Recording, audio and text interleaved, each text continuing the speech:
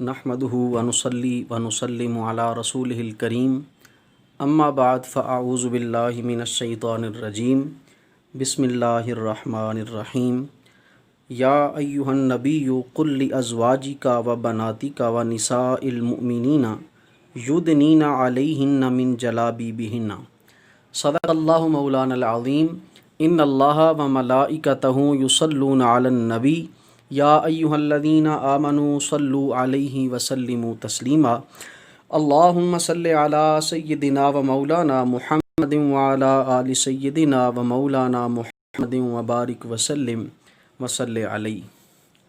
मुअज़्ज़ज़ सामईन व नाज़रीन, अस्सलामु अलैकुम व रहमतुल्लाहि व बरकातुहू। आज हम जिस टॉपिक पे बात करने वाले हैं वो आजकल का बर्निंग इशू है। सवाल ये है कि क्या सरकार दो आलम नूर मुजस्सम सल्लल्लाहु अलैहि व आलिहि वसल्लम की एक बेटी थी या चार बेटियां थीं।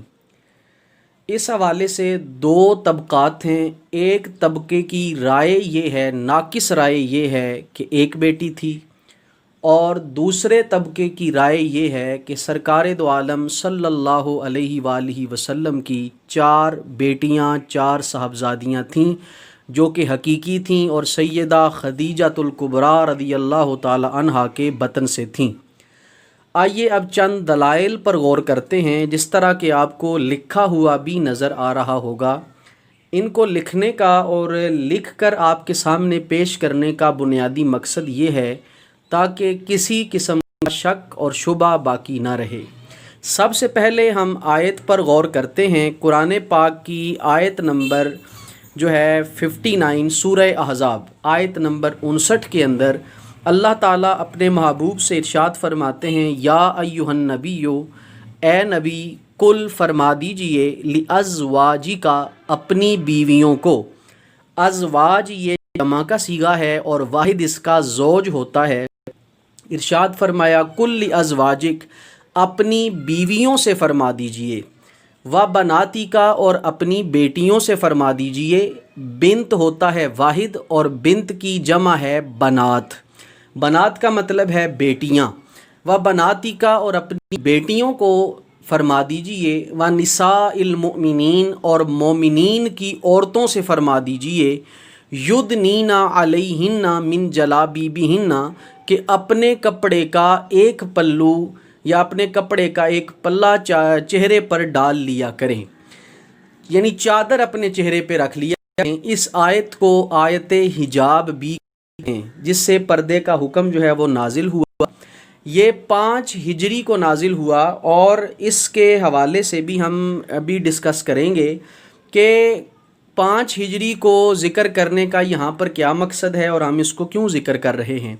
सबसे पहले आयत पर गौर करते हैं। अल्लाह ताला ने आयत में इरशाद फरमाया, व बनातिक, और बेटियों को फरमा दीजिए। यहाँ पर बनात जमा का सीगा है, और लुगत अरब में जमा कम अज़ कम 3 पर बोली जाती है, और 3 से ज़्यादा की कोई हद नहीं।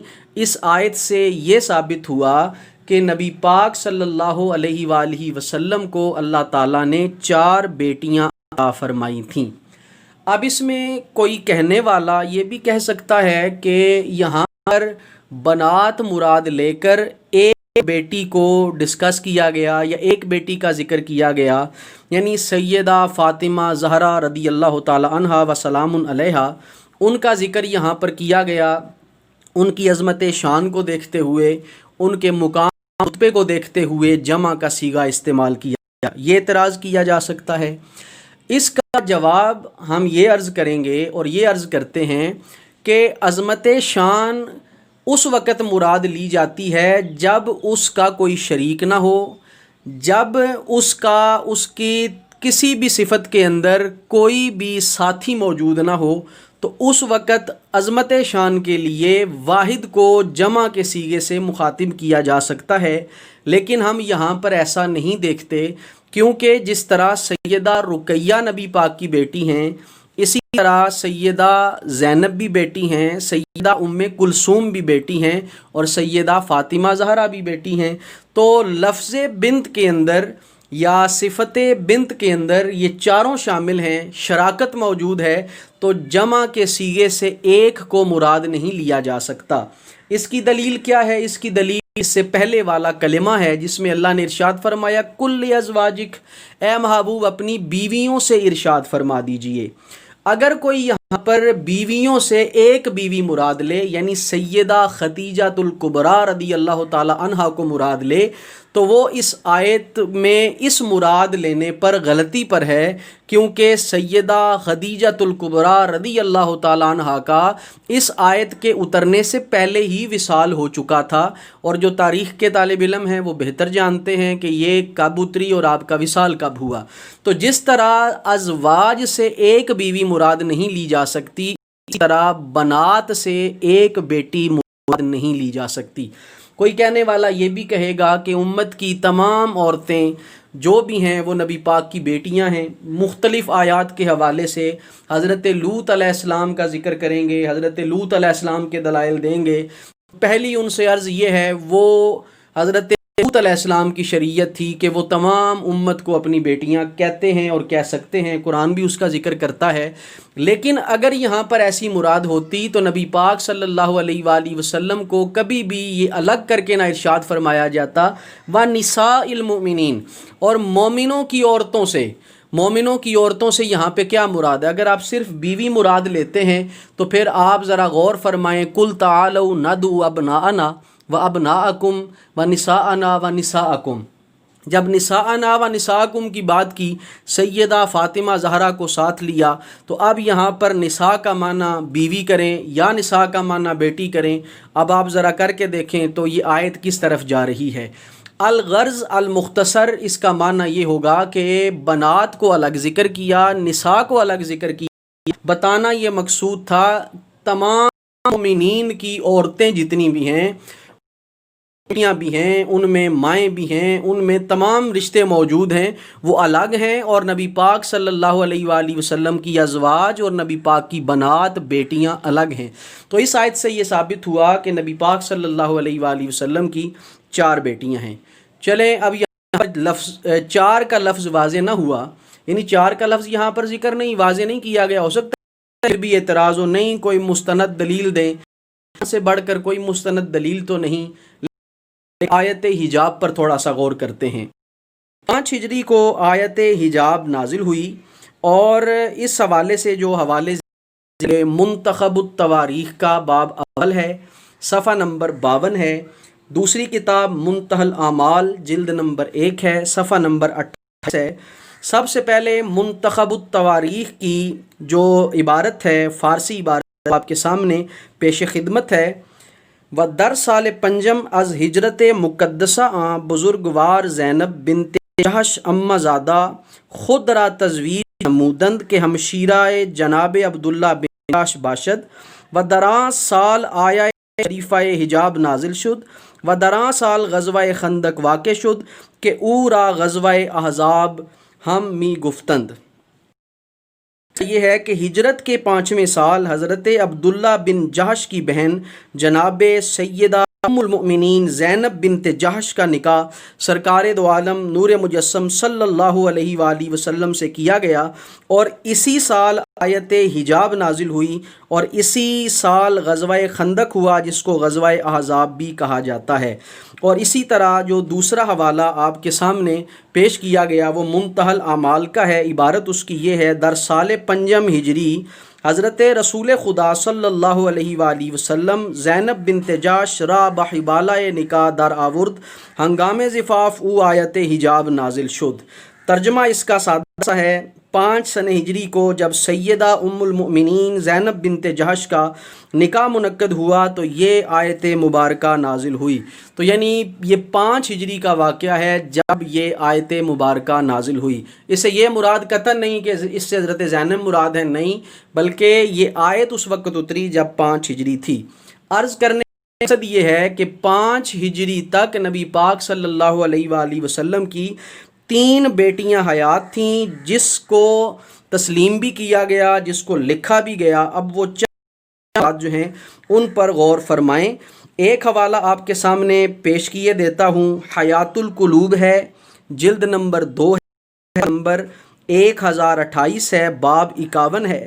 عبارت یہ ہے، و زینب در مدینہ در سال ہفتم ہجرت بر روایت در سال ہشتم برحمت ایزدی واصل شود و رقیہ در مدینہ برحمت ایزدی واصل شد در ہنگامے کے جنگ بدر روداد و سوم ام کلثوم و اورا نیز با عثمان بعد از رقیہ تزویج نمودند و گویند کے در سال ہفتم ہجرت برحمت ایزدی واصل شد۔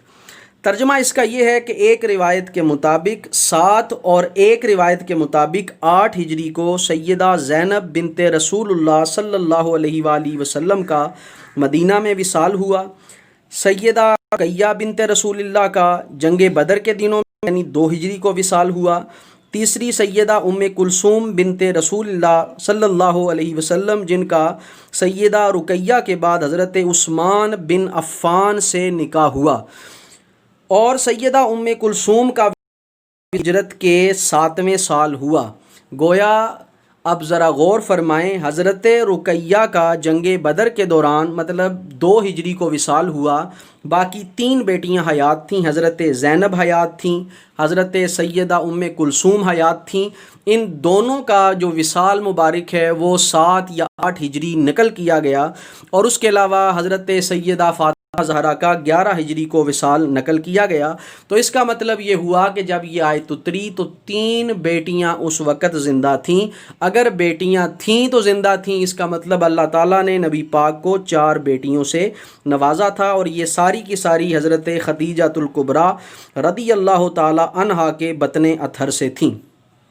آئیے ذرا اب چند حوالہ جات اور دیکھتے ہیں کہ کیا واقعی یہ حضرت خدیجہ الکبریٰ کے بطن سے تھیں، یا لوگوں نے ویسے کر کے ملک میں فتنہ و فساد برپا کرنے کی کوشش کی ہے، یا ملکی امن کو تار تار کرنے کی کوشش کی۔ اب دیکھتے ہیں کہ یہ فتنہ پرور لوگ واقعی یہ فتنہ پروری کر رہے تھے، یا ان کی بات میں کوئی صداقت بھی تھی۔ تو آئے اب ہم امن کی طرف آپ کو لے کے چلتے ہیں۔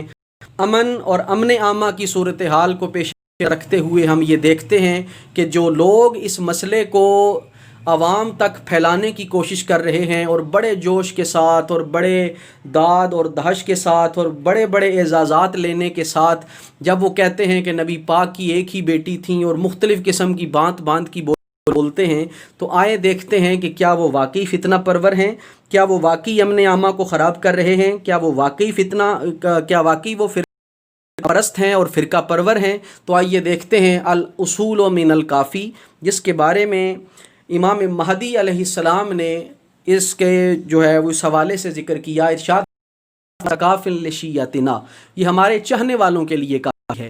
تو آپ ترجمہ خود سمجھتے ہیں، سمجھدار ہیں، یہ اتنی مستند کتاب ہے کہ قرآن کے بعد اس کا درجہ ہے، جس طرح بخاری کا درجہ قرآن کے بعد رکھا ہے، اسی طرح اصول کافی کا درجہ بھی قرآن رکھا جاتا ہے۔ جلد نمبر 1 ہے، صفحہ نمبر۔ اب اس کے اندر کیا ذکر کیا گیا، عربی عبارت آپ کے سامنے یہ لکھی ہوئی ہے تاکہ کسی کو اعتراض نہ ہو، تاکہ کوئی اعتراض جو ہے وہ نہ کرے۔ غور فرمائیں، وَتَزَوَّجَ خَدِیجَةَ وَهُوَ ابْنُ بِضْعٍ وَعِشْرِينَ سَنَةً فَوُلِدَ لَهُ قَبْلَ مَبْعَثِهِ الْقَاسِمُ وَالرُّقَيَّةُ وَزَيْنَبُ وَأُمُّ كُلْثُومَ وَوُلِدَ لَهُ بَعْدَ الْمَبْعَثِ الطَّيِّبُ وَالطَّاهِرُ وَفَاطِمَةُ عَلَيْهِ السَّلَامُ۔ جو الفاظ تھے ہو بہو وہی لکھے گئے، کوئی اپنی طرف سے لفظ ایڈ نہیں کیا گیا۔ تو آپ اس کو جو ہے وہ اصل کتاب سے بھی دیکھ سکتے ہیں۔ ترجمہ اس کا یہ ہے کہ سیدہ خدیجہ الکبریٰ رضی اللہ تعالیٰ عنہا سے جب نبی پاک صلی اللہ علیہ وآلہ وسلم نے نکاح فرمایا تو اس وقت آپ کی عمر اور کچھ زیادہ تھی۔ تو یہ جو شور کرنا کہ 25 سال تھی 25 سال میں اختلاف ہے، اور دیکھ لیں کہ اختلاف کہاں تک ہے۔ 20 سے 25 کے درمیان آپ کی عمر بتائی گئی، کسی نے 21 لکھا، کسی نے 22 لکھا، کسی نے 23 لکھا۔ تو یہاں پر جو لفظ ہے اصول کافی کا وہ یہ ہے، وَهُوَ ابْنُ بِضْعٍ وَعِشْرِينَ سَنَةً، 20 سال اور کچھ اوپر آپ کی عمر مبارک تھی۔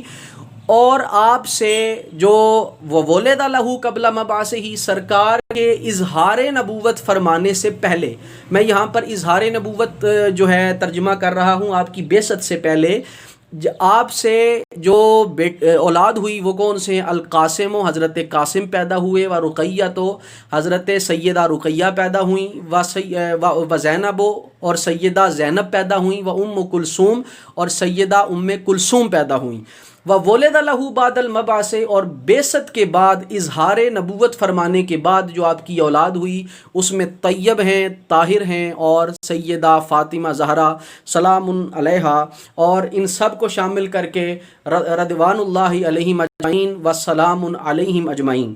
تو یہ آپ کے سامنے اصول کافی کی عبارت موجود ہے، جس سے یہ ثابت ہوا کہ نبی پاک صلی اللہ علیہ وآلہ وسلم کی 4 ہی بیٹیاں تھیں جو سیدہ خدیجہ کبریٰ کے بطن مبارک سے تھیں۔ اب اگلے دفعیں حیات القلوب ہے، جلد نمبر 2 ہے، صفحہ نمبر 1027 اور اس کا باب 51۔ اس میں لکھا گیا و مشہور است کہ دختران آ حضرت 4 نفر بودند و ہما از خدیجہ بوجود آمدند۔ اس عبارت کو دھیان سے پڑھنے کے بعد اس نتیجے پہ ہم پہنچے، و مشہور است، مشہور یہی ہے کہ دختران آ حضرت 4 نفر بودند، کہ سرکار دو عالم صلی اللہ علیہ وسلم کی جو بیٹیاں تھیں ان کی تعداد 4 تھی، وہ ہما از خدیجہ باوجود آمدد اور ساری کی ساری حضرت خدیجہ الکبریٰ کے وجود سے تشریف لائیں، مطلب یہ سرکار کی حقیقی بیٹیاں تھیں اور سرکار دو عالم صلی اللہ علیہ وآلہ وسلم کے وجود ہی سے اور سیدہ خدیجہ کے وجود ہی سے ان کا جنم ہوا۔ تو اس کا مطلب یہ ہوا حیات القلوب کے حوالے سے دیکھا جائے تو نبی پاک کی 4 بیٹیاں ہیں۔ اس کے علاوہ اسی طرح کی عبارت جس میں 4 بیٹیوں کا ذکر ہے، وقت کی قلت کے باعث ہم نے یہ حوالے نیچے لکھ دیے، منتہل اعمال اٹھائیں، جلد نمبر 1 ہے، صفحہ نمبر 125 ہے، اس میں بھی ذکر کیا گیا سرکار کی 4 بیٹیاں۔ قرب الاسناد جلد نمبر 2 صفحہ نمبر 1026 میں ذکر کیا گیا سرکار کی 4 بیٹیاں ہیں۔ مروج الذہب جلد نمبر 2 صفحہ نمبر 291 پر لکھا گیا کہ سرکار کی 4 بیٹیاں ہیں، اور مروج الذہب وہ کتاب ہے جس کو اہل تشیع خود تسلیم بھی کرتے ہیں کہ یہ ہماری کتاب ہے، اس کا اہل سنت کے ساتھ کسی قسم کا کوئی تعلق اس کتاب کا نہیں ہے۔ بہرکیف ان دلائل کو میں نے اپنی کتاب القول المعتبر کے اندر بھی نقل کیا کہ کون سی ہماری ہے اور کون سی جو ہے وہ اہل تشیع کی ہے۔ اس کے بعد منتخب التواریخ باب اول صفحہ نمبر 24 مطبوعہ ایران، اس کے اندر بھی یہ چیز موجود ہے کہ نبی پاک صلی اللہ علیہ وآلہ وسلم کی 4 ہی بیٹیاں تھیں۔ اس کے علاوہ ایک اور آپ کے سامنے حوالہ اگر پیش کیا جائے تو اس پر ذرا آپ غور کریں کہ نبی پاک صلی اللہ علیہ وآلہ وسلم کی جو پہلی بیٹی پیدا ہوئیں وہ کب اور اس بیٹی کی جو پیدائش ہے وہ کس سال ہوئی، اب ذرا حوالہ نوٹ فرمائیں۔ اب یہ آخری حوالہ آپ کے سامنے پیش کیے دیتے ہیں، منتخب التواریخ ہے، باب اول ہے، صفحہ نمبر 24، صفحہ نمبر 24 کے اندر جو عبارت موجود ہے وہ یہ ہے، زینب در سال 5 از تزویج جناب خدیجہ الکبریٰ با پیغمبر متولد شد و در سال 8 ہجری در مدینہ طیبہ از دنیا رحلت فرمود۔ سب سے پہلی بیٹی جو سیدہ خدیجہ الکبریٰ رضی اللہ تعالی عنہا کے بطن سے تھیں وہ حضرت سیدہ خدیجہ الکبریٰ کے نکاح کے بعد یعنی شادی کے 5 سال کے بعد نبی پاک صلی اللہ علیہ وآلہ وسلم سے پیدا ہوئیں اور ہجرت کے 8ویں سال اس دنیا سے آپ کا وصال ہوا۔ تو ہجرت سے پہلے جو نبی پاک نے شادی فرمائی وہ شادی کرنے کے بعد یعنی شادی کے 5ویں سال 5 سال گزرنے کے بعد حضرت زینب جو ہیں اس دنیا میں تشریف لائیں اور آپ کا وصال 8 ہجری کو ہوا۔ اور یہاں پر حضرت عثمان کے نکاح کے حوالے سے بھی بڑا شور ہے کہ حضرت عثمان کا نکاح، تو کتابوں کے اندر یہ باقاعدہ موجود ہے، آج ہمارا یہ عنوان نہیں، انشاءاللہ ہم کسی اور لیکچر کے اندر حضرت عثمان کا نبی پاک صلی اللہ علیہ وآلہ وسلم کی صاحبزادیوں کے ساتھ جو نکاح ہوا اس کو ثابت کرنے کی جو ہے وہ بھرپور کوشش کریں گے۔ تو یہ چیزیں آپ کے سامنے ہیں، یہ دلائل آپ کے سامنے ہیں۔ کہنے کا بنیادی مقصد یہ ہے کہ جو لوگ اس مسئلے کو خام خواہ اٹھا رہے ہیں کہ ایک بیٹی تھی 4 نہیں تھی، ہم ایک مانتے ہیں 4 نہیں مانتے، وہ فرقہ پرور لوگ ہیں، وہ فتنہ پرور لوگ ہیں۔